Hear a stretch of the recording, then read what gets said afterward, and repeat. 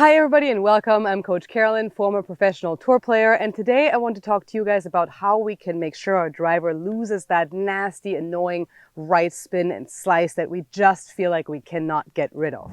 All right, so if you are struggling with that slice off the tee, I hear you. This right spin has also been a little bit of my problem when I was playing throughout my years because I am a power fader, so if I don't have a good ball striking day, I know exactly what you mean. There's obviously levels of this, and the amount of right spin is really what is crucial and what can really be detrimental, as we all know. So let's jump into 3 tips that I'm going to give you today that are going to drastically remove that right spin and make you be a better, longer, and more accurate driver. So today I want to talk to you guys about 3 tips that are drastically going to help you reduce that annoying right spin and allow you to keep it in the fairway much more often. So let's do it. Okay, first I want to talk to you guys about aiming left to not go right. And I see this a lot, that's why I want to mention it. This is just a little bonus tip, and I want to set the stage for this. The more left you aim, the more right you're going to go. I know this sounds really counterintuitive, but it's true because it's physics.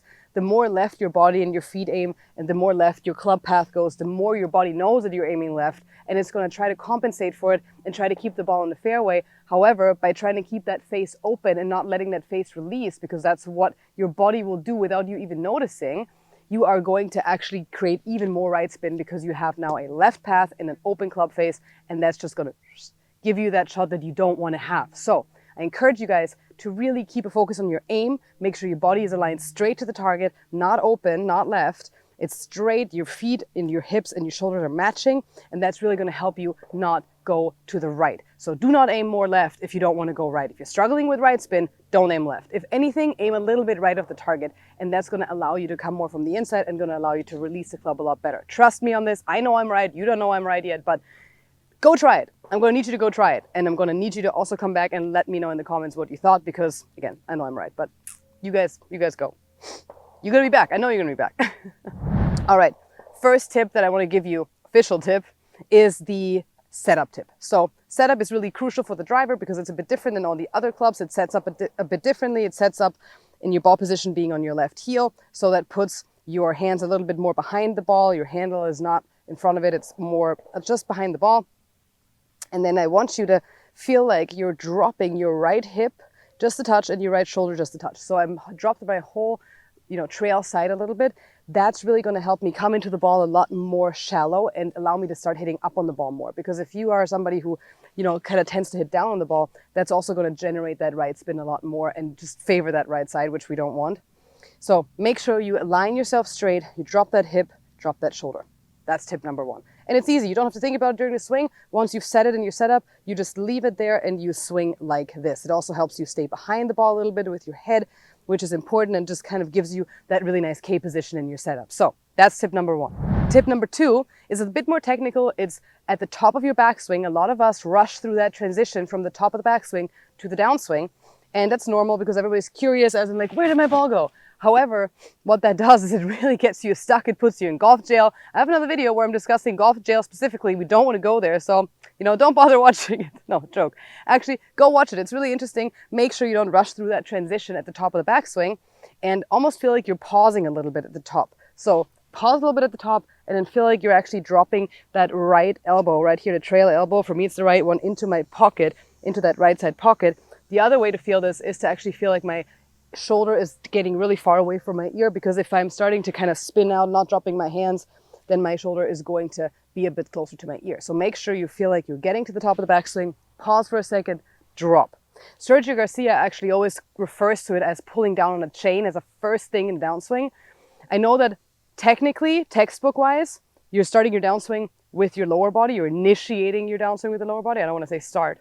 Let's call it initiating it. But for all of us here working on what we're working on today, I don't want you to think about your lower body initiating your downswing.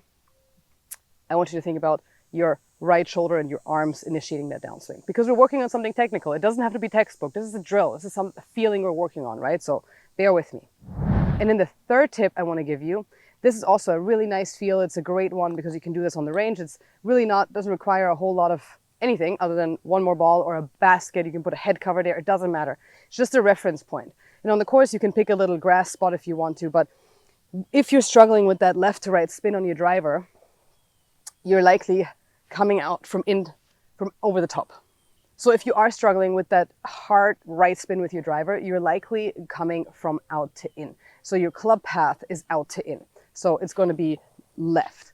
And we want to make sure that we start feeling a little bit more like it's going out to the right. It's going to go a positive path. It's going to go out more to the right. So if we have a reference point there, I want you to feel like as you're coming down, that right elbow tucks, and then you're starting to actually let that club release towards that ball. So your hands and your club head almost feel like they're swinging more out and away from you. So let's hit a ball with those three things. Number one, make sure your alignment's good. We discussed this as a little bonus tip. Then we're going to set up and we're going to drop that right hip. We're going to drop that right shoulder a little bit. Then we're going to get to the top of our backswing, take a little bit of a pause, feel like we're pulling that chain down, and then we're going to swing towards that ball and swing our path out to the right a little bit more.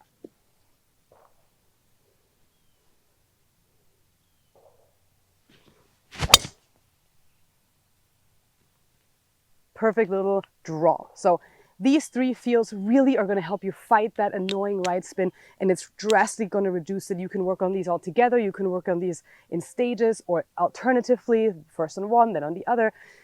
Let me know in the comments below how you like this. I'm sure this is going to help you. I know it will. These three things on the driver are crucial. They're key. Make sure next time you go on the range, you try those, and let me know in the comments below if you've improved your driving. And if not, let me know what else I can tell you, what else you want to work on, because I always love to hear from you guys. This is what I'm here for. I want to make sure I can help you. So hit that like button, hit that subscribe button, and let me know in the comments below. Thank you so much for watching, and I cannot wait to see you guys next time.